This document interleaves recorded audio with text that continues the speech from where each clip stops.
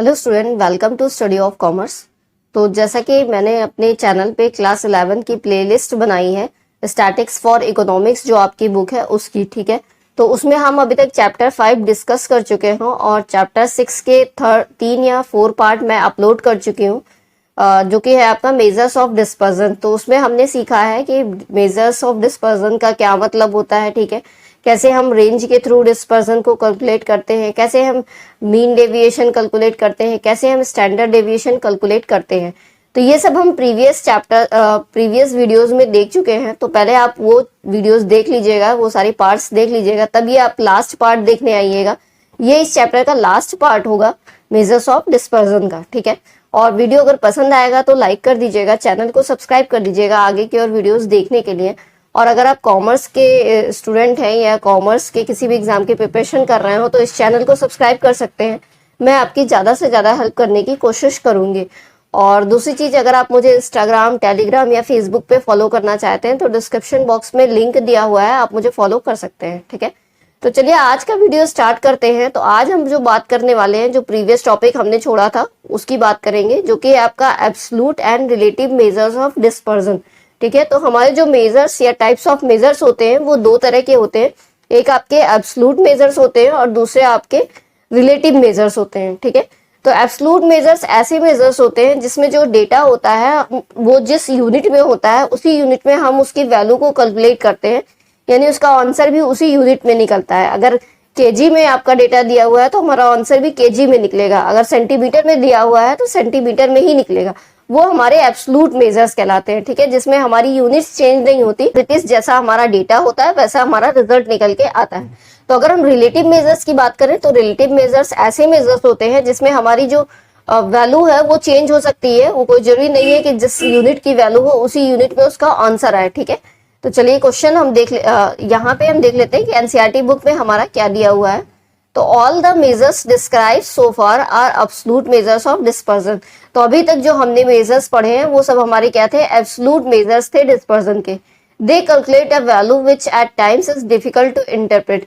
तो वो ऐसी वैल्यू को कैलकुलेट कर रहे थे जिसको हम इंटरप्रेट नहीं कर सकते थे। फॉर एग्जाम्पल देखते हैं, consider the following two data sets. तो सेट ए और सेट बी के दो डेटा सेट्स हैं हमारे पास। Suppose the values in a set A are the daily sales record. तो जो सेट ए की वैल्यू है वो डेली सेल्स रिकॉर्ड है by an ice cream vendor. While set B has the daily sales of big departmental store.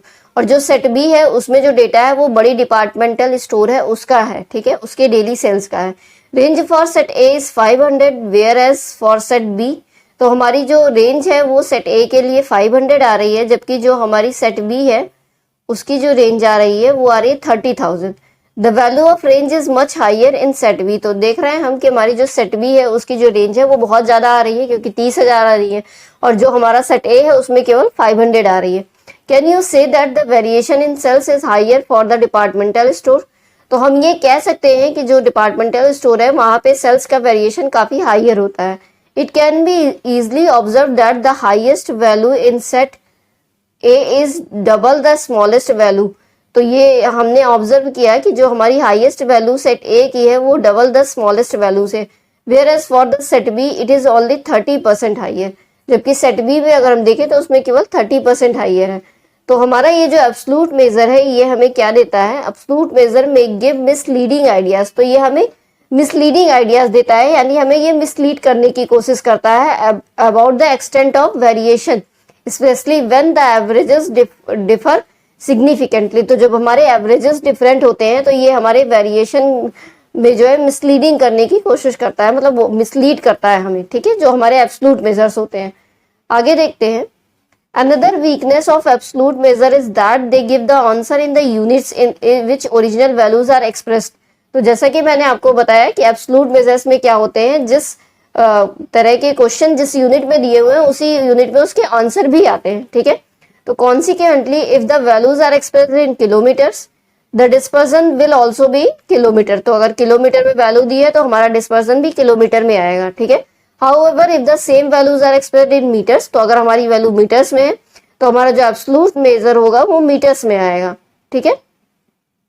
आगे देखते हैं, and the value of dispersion will appear to be 1000 times. तो value हमारे जो डिस्पर्जन की वैल्यू होगी वो 1000 टाइम्स अपीयर करेगी, ठीक है। आगे चलते हैं। टू ओवरकम दीज प्रॉब्लम्स, तो अगर हमको इस प्रॉब्लम से बाहर आना है तो relative measures of dispersion can be use. तो उस केस में हम रिलेटिव मेजर्स ऑफ डिस्पर्जन का यूज करते हैं। Each absolute measure has a relative counterpart, तो हर एब्सोल्यूट मेजर के रिलेटिव काउंटर पार्ट होते ही हैं, ठीक है। Thus for range there is a coefficient of range which is calculated as, तो अगर हम रेंज की बात करते हैं तो रेंज में हमें कोफिशिएंट ऑफ रेंज कैलकुलेट करना होता है। देखिए कोफिशिएंट ऑफ रेंज कैलकुलेट करने का, जबकि हमारा रेंज कैलकुलेट करने का फॉर्मूला क्या है कि लार्जेस्ट वैल्यू में से हम स्मॉलेस्ट वैल्यू को माइनस कर देते हैं तो हमारी रेंज निकल आती है।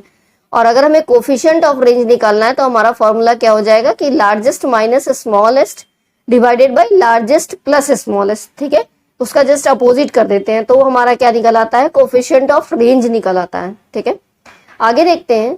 Similarly for quartile deviation it is coefficient of quartile deviation is, तो अगर हमें क्यूडी का कोफिशिएंट निकालना है तो हम क्या करेंगे, Q3 minus Q1 divided by Q3 plus Q1, ठीक है।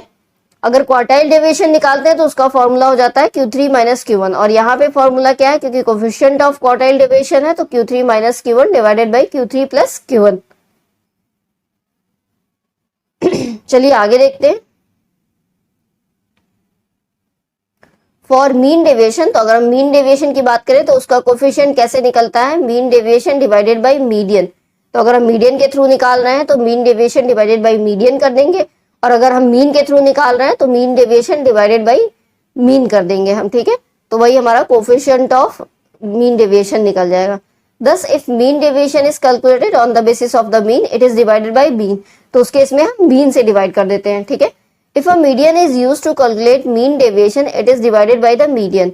For standard deviation, the relative measure is called coefficient of variation.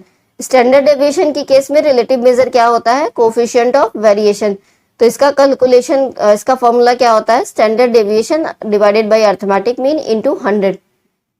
It is usually express in percentage terms, तो अगर हम रिलेटिव मेजर्स की बात करें तो यूजुअली ये परसेंटेज के फॉर्म में एक्सप्रेस किए जाते हैं, ठीक है। Most commonly use relative measures of dispersion, since relative measures are free from the units, तो ये यूनिट से फ्री होते हैं, इनमें यूनिट का कोई चक्कर नहीं होता। in which the values have been expressed, they can be compared even across different groups having different units of measurement.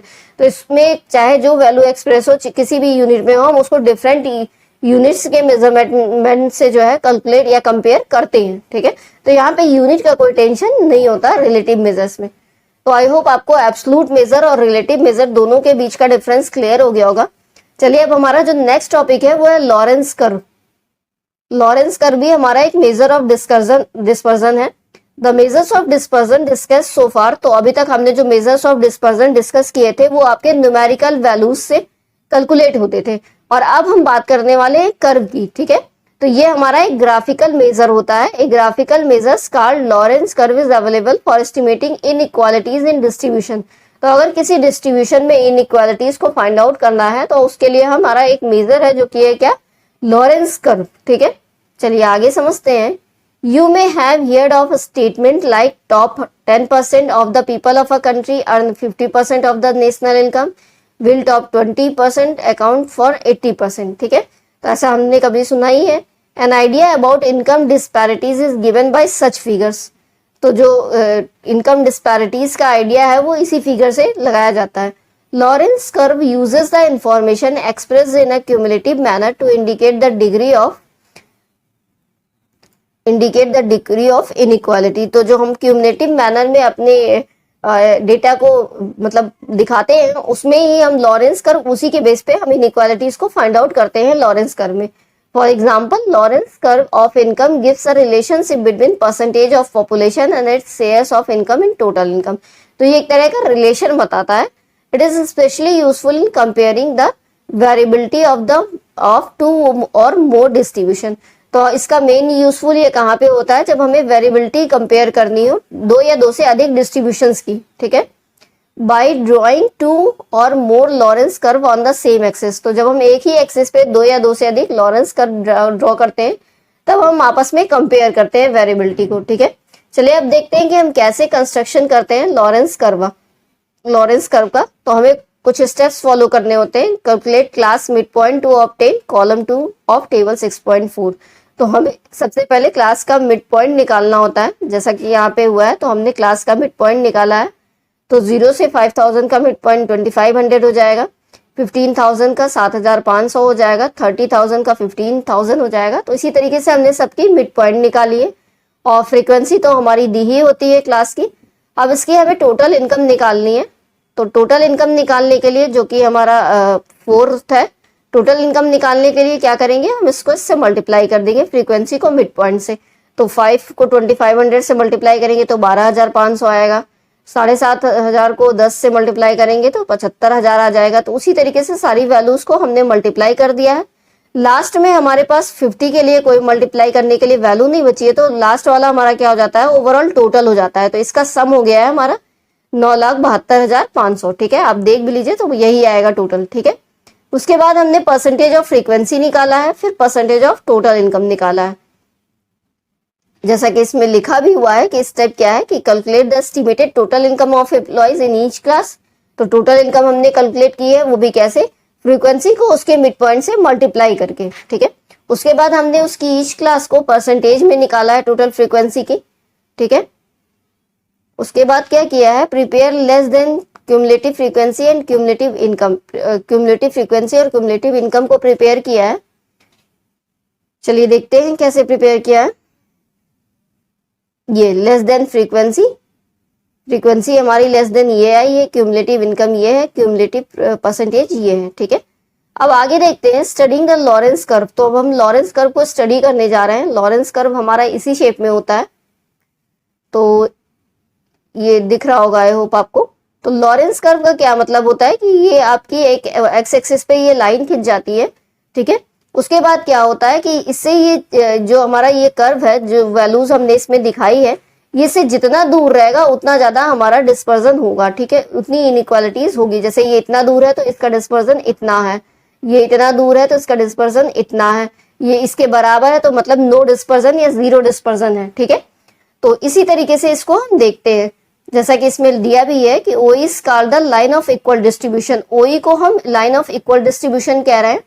ओई जो ये आपकी लाइन है, ये इक्वल डिस्ट्रीब्यूशन लाइन है पूरे लॉरेंस कर्व की। ठीक है, उसके बाद आगे कह रहा है, since it would imply situation like top 20% of people earn, top 20%, ठीक है, top 20% people earn 20% of total income and top 60% are 60% of total income. The further line curve OABCDE from this line OABCED, ये है OABCDE। ठीक है, जिससे हमारा dispersion दिखाया जा रहा है, जो हम डेटा के अकॉर्डिंग बनाया है हमने कर्व, वो है ये। तो QD is not affected by extreme values as it is sorry ये तो कंक्लूजन पे पहुंच गया है। From this line the greater is in the equality present in the distribution। तो ये बताता है कि हमारी लाइन जितनी दूर रहेगी लॉरेंस कर्व के इक्वल डिस्ट्रीब्यूशन से, उतना हमारा इनइक्वालिटीज प्रेजेंट होगी डिस्ट्रीब्यूशन में। ठीक है, जैसे कि हमारा फॉर एग्जांपल ये लॉरेंस कर्व है, ये इक्वल डिस्ट्रीब्यूशन है, तो इससे ये वाली लाइन जो डेटा हम दिखा रहे हैं वो जितना दूर रहेगा उतना ज्यादा हमारा डिस्पर्जन या इनइक्वालिटी रहेगी। ठीक है, आगे देखते हैं, if there are 2 or more curves on the same axes. तो अगर एक ही एक्सेस पे हमारे 2 या 2 से अधिक कर्व बने होते हैं, the one which is the farthest from line OE has the highest inequality. जो जितना ज्यादा दूर रहता है उसकी इनइक्वालिटी ज्यादा होती है। ठीक है, चलिए अब हम इस चैप्टर के फाइनली कंक्लूजन पे पहुंच गए हैं। Although range is the simplest to calculate and understand, जैसा कि हमने पढ़ा भी है कि सबसे ज्यादा आसान रेंज को कैलकुलेट करना है, क्योंकि उसमें हम लार्जेस्ट वैल्यू से स्मॉलेस्ट वैल्यू को माइनस कर देते हैं तो हमारा रेंज निकल आता है। It is unduly affected by extreme values, लेकिन ये एक्सट्रीम वैल्यूज से अनड्यूली अफेक्ट करता है। ठीक है, आगे देखते हैं, QD is not affected by extreme values, लेकिन हमारा क्वार्टाइल डेविएशन एक्सट्रीम वैल्यूज से अफेक्ट नहीं करता। ठीक है, as it is based only middle 50% of the data, क्योंकि ये हमारे डेटा के 50% पे ही बेस होता है। However it is more difficult to interpret MD and SD, mean deviation and standard deviation, both are based upon deviation of values from their average. तो ये हमारे एवरेज पे बेस्ड होते हैं। Mean deviation calculate averages of deviations from the average. Mean deviation में हम averages से mean deviation को कैलकुलेट करते हैं। But ignore science of deviations, लेकिन हम उसमें साइंस जो साइंस होते हैं डेविएशंस के उसको इग्नोर करते हैं, यानी निगेटिव वैल्यूज को भी हम पॉजिटिव मान के चलते हैं, ठीक है। And therefore appears to be unmathematical, तो इसीलिए ये अनमैथमेटिकल लगता है क्योंकि हम माइनस के साइन को इग्नोर कर रहे हैं, ठीक है। आगे देखते हैं, standard deviation attempts to calculate average deviation from mean. Standard deviation क्या होता है, उसमें हम एवरेज डेविएशन मीन से कैलकुलेट करते हैं, लाइक एमडी मीन डेविएशन की तरह। It is based on all values and is also applied in more advance statistical problems. ये जो है ऑल वैल्यूज पे बेस्ड होता है और इसको हम बहुत से स्टैटिस्टिकल प्रॉब्लम्स में यूज करते हैं या अप्लाई करते हैं, ठीक है। और हम ये भी बोलते हैं कि it is the most widely used measures of dispersion. तो स्टैंडर्ड डेविएशन को हम widely used measures of dispersion भी बोलते हैं। तो आई होप आपको मेजर्स ऑफ डिस्पर्जन जो ये आपका चैप्टर 6 था ये अच्छे से समझ में आ गया होगा। आप सारे पार्ट्स सीक्वेंस वाइज देखिएगा तो आपको अच्छे से समझ में आ जाएगा, ठीक है। वीडियो अगर पसंद आएगा तो लाइक कर दीजिएगा, चैनल को सब्सक्राइब कर दीजिएगा आगे की और वीडियोस देखने के लिए। Thanks for watching.